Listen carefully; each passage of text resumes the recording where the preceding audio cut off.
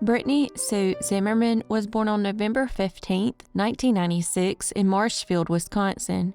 Friends and family said she enjoyed cooking, eating at different restaurants, her 3 kittens, and Japanese anime. In 2005, she graduated from Marshfield High School and then enrolled at the University of Wisconsin in Madison. She was majoring in medical microbiology and immunology with a plan to attend medical school. In 2008, 21-year-old Brittany was now a junior in college and living with her fiancé and childhood sweetheart Jordan Gonnering in an apartment at 517 West Doty Street in Madison. She was doing very well in school and had plans to graduate in the spring of 2009, but sadly would never get the chance. On April 2, 2008, Jordan returned from class at around 1 p.m. and found their apartment door kicked in. Upon entering, Brittany was sadly found dead on the bedroom floor. She had been beaten, stabbed multiple times, and strangled to death. Come to find out, Brittany had actually tried to call 911 before she was attacked, but the 911 center thought the call was a mistake and never sent help. Neighbors quickly pointed investigators at 42-year-old David Call, who had allegedly been trying to scam people out of $40 by claiming he had a flat tire around the time of the murder. Call had a past conviction for sexual assault and lived only about a mile from her apartment. However, without physical evidence to tie him to the crime, the case went unsolved for many years. During this time, Call was in and out of jail for operating while intoxicated, which is basically the same as a DUI. By 2016, he had been charged 7 different times for that crime. Also, in 2016, a friend of Call's in prison named Andrew Scholes said Call broke down and confessed to the crime. However, Scholes wanted 2 felony convictions expunged from his record for further details. Brittany's mom, Jean, had Scholes' email address and began pleading with him to just do the right thing, but nothing ever came of it. Unfortunately, he died in a motorcycle accident on August 5, 2017. Throughout multiple interviews with Call, he did admit to panhandling in the neighborhood where Brittany lived and even admitted to running the flat tire scam to get money for drugs, but denied having anything to do with her murder. He even went as far as to say he was outside her apartment at the time of the murder, and when he heard screams, he took off running. Investigators then tried to match his DNA against DNA from Brittany's clothes and fingernails, but the results were inconclusive. In 2019, investigators decided to test the DNA from an anonymous letter regarding Brittany's murder that had been sent from Fox Lake Correctional Institution 10 years earlier. The letter claimed that an inmate with the initials FR had been discussing their involvement in Brittany's murder. When the DNA results from the letter came back, it pointed at one man, David Call. They then used new DNA technology to retest her clothes from the day of the murder and finally got a positive match, officially linking Call to the murder. He was then charged but initially pleaded not guilty. However, after seeing the writing on the wall, he finally broke down and confessed to the crime. Brittany had just returned from morning classes and was on the phone when Call, high on drugs and off his schizophrenia medicine, forced his way into the apartment. When he saw her on the phone, paranoia set in and he lost it and murdered her. Sadly, right before her murder, she tried to call her mom, but Jean missed the phone call. In the end, Call was sentenced to life in prison with the possibility of parole after 20 years.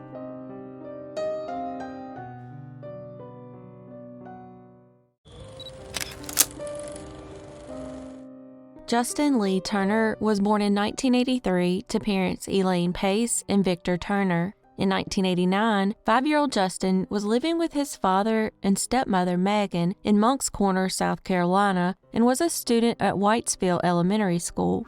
On the morning of March 3, 1989, Justin left his home to walk to a neighbor's house to catch the school bus. Since his stepmother, Megan, was in the shower, Justin was forced to walk alone. Sadly, Justin would never make it to the neighbor's house that day or to school.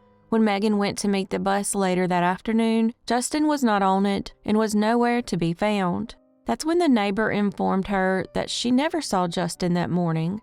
Strangely, when Victor and Megan reported him missing, they told officers he had gotten on the school bus that day and went to school but never showed back up. Authorities quickly organized a massive search for Justin that lasted 2 days. On March 5, 1989, with cameras from WCBD News in Charleston still filming the search efforts, the moment Victor finds his son is captured. Here's that footage. My son's in there. Ethan, let's have No camera. Where is he at? He's in there. I went in there yet. Where's that? Everybody stand back. Everybody stand back. How did they miss him? 2 houses down. How about come on down too? Oh, shit. Take that road by the rescue van. He had to be good. Ready to cross. Up to 6. Y'all go to 6. Anybody did it until that night.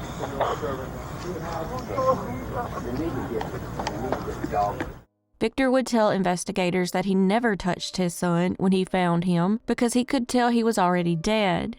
Investigators found this strange because they felt most parents' immediate reaction would be to check if their child was alive, even if barely.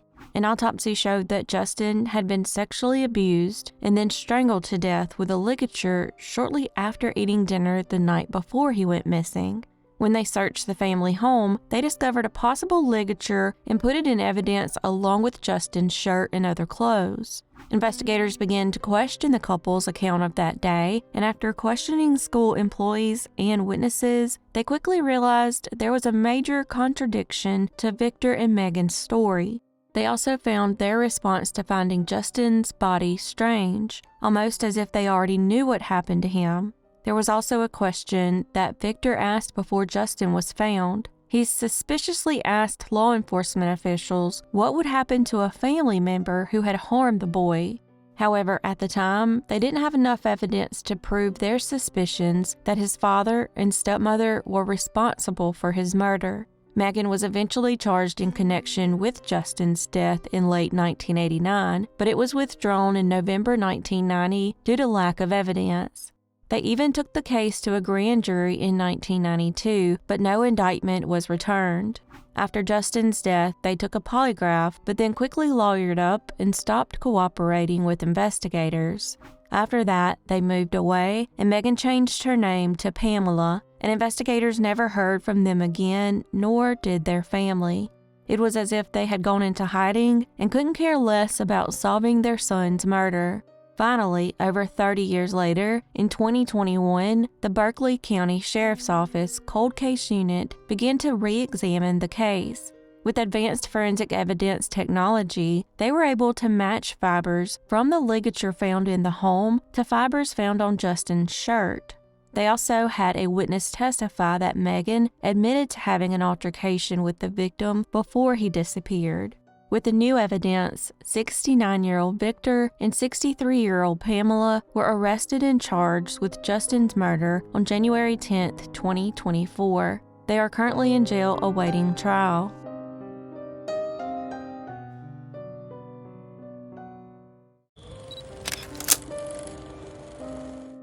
On the evening of August 19, 1975, 13-year-old Kandice Smith, 11-year-old Sheri Rottler, and her sister, 14-year-old Kathie Rottler, went to a gas station on Washington Street in Indianapolis, Indiana. Once there, they bought some items and then decided to hitchhike to an amusement center.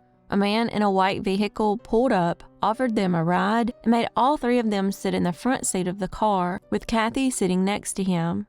When Sheri's older sister, Kathie, realized that he passed up their destination, she quickly pointed it out to him. However, he didn't turn around, but instead sped up and kept going. Kathie asked one of the girls to open the door, but they soon realized the door didn't have a handle. She then tried to stop the car by pressing the brake pedal, but unfortunately, her leg wasn't long enough. He then threatened to shoot her if she didn't stop. While he continued driving east into Hancock County, he told the girls he was going to call their parents and demand ransom money. He eventually turned onto a county road and into a cornfield. He then pulled out a gun and threatened to kill them if they didn't comply with his demands. He then bound 2 of the girls and forced Sheri to go further into the cornfield where he sexually assaulted her. Once he was done, he began repeatedly stabbing her in the throat and chest before she finally passed out. He then stabbed Kandice and Kathie multiple times before they decided to play dead to get him to stop. After throwing the dying girls further into the cornfield, he fled the scene. Once he was gone, Kathie and Kandice crawled out of the cornfield and onto US 40, where they were able to wave down a vehicle with 3 men in it. The men took them to a motel and called authorities. The first officer to arrive at the motel saw the cuts on their necks and said it was similar to that of an accordion. Once they were told about Sheri, they rushed to the cornfield to find her still alive, even after suffering a total of 18 stab wounds. With all 3 girls alive, they were able to provide a composite sketch of their attacker. Investigators had 2 initial suspects, but they were both eventually ruled out. The case would unfortunately remain unsolved for many years. Finally, in 2018, the girls, now adults, were tired of waiting for their attacker to be caught and contacted retired Sergeant David Ellison from the Indianapolis Metropolitan Police Department, and he agreed to help get the case going again. By 2021, using DNA from evidence, they were able to generate a full DNA profile of the suspect. That DNA profile was then used for forensic genetic genealogy and led investigators to a man named Thomas Edward Williams. However, he died in November of 1983 at the age of 49, so they had to get the DNA from his daughter to confirm the match. At the time of Williams' death, he was in prison in Galveston, Texas for an unrelated crime, but lived in Indianapolis when he abducted the girls. All 3 women were at the press conference and said they were very thankful to all the investigators who worked on the case over the years.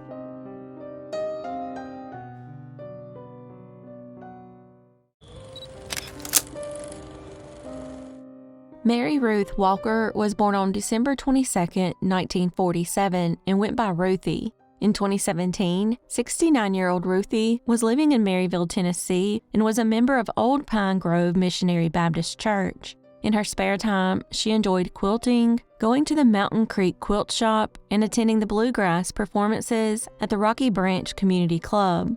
Unfortunately, Ruthie and her daughter Karen Sue Hedrick had a very tumultuous relationship, which was due to her daughter's violent tendencies and bad temper. She had even assaulted her mother in the past. It wasn't helped by the fact that Karen and her husband Jerry lived in a trailer on Ruthie's property.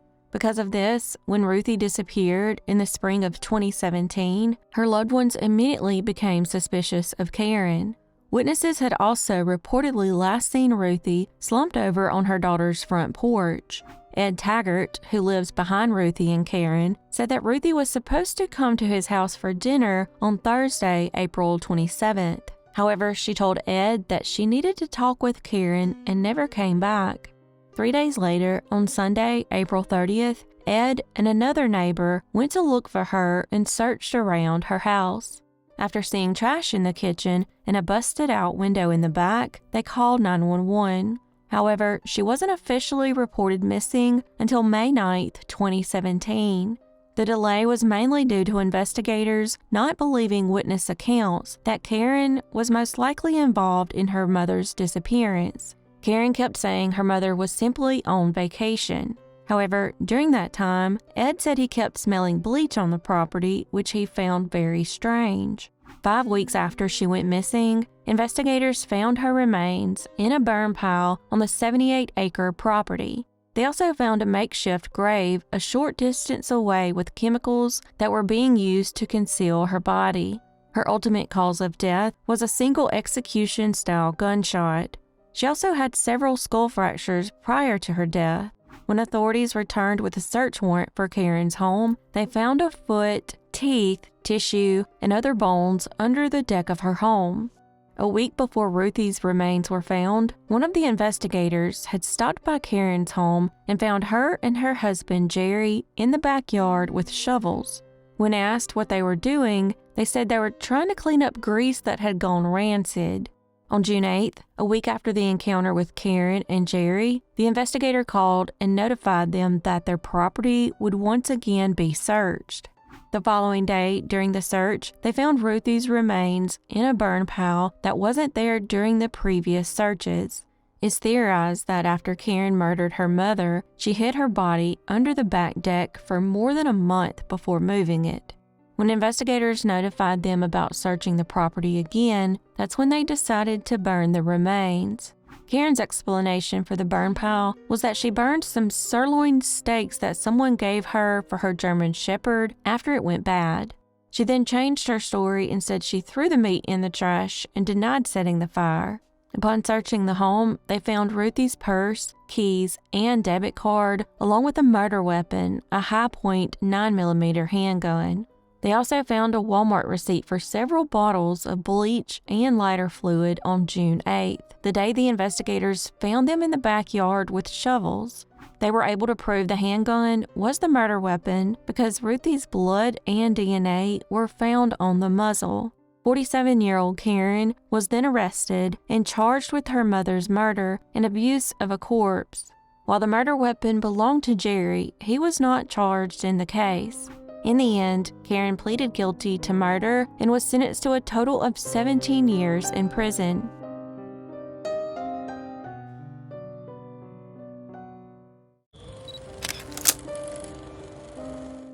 Kevin McBride was born in Australia but moved to Canada when he was 30 years old. Friends described Kevin as a very kind, fun-loving, and generous individual. He was known for dressing well and his love of good quality furniture, antiques, and cars. They also said he was the happiest person they'd ever known and never had a single enemy. On May 17, 1982, 47-year-old Kevin, who was living alone in an apartment in Toronto, missed dinner plans with friends. Concerned, his friends tried calling him, but there was no answer. At that point, they called the police and requested a welfare check.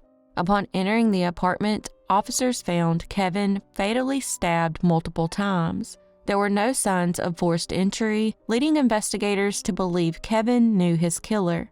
When they began piecing together Kevin's movements, they determined he was last seen on March 15th, 2 days before the murder.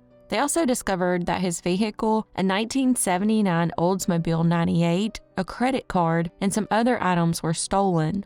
They were then able to trace the credit card usage to gas stations and stores in Windsor, Canada, and across the river in Detroit, Michigan. Kevin's car was later found abandoned in Rochester, Minnesota in September, 4 months after the murder. Witnesses told cops that the man was white, standing about 6 feet 2 inches tall, in his late 20s or early 30s. They said he had a quiet and confident manner and was traveling with a companion. Unfortunately, with no solid suspects, the case would go unsolved for the next 4 decades. In 2022, the Toronto Police Service teamed up with Othram, who was able to generate a male DNA profile from the forensic evidence collected in 1982.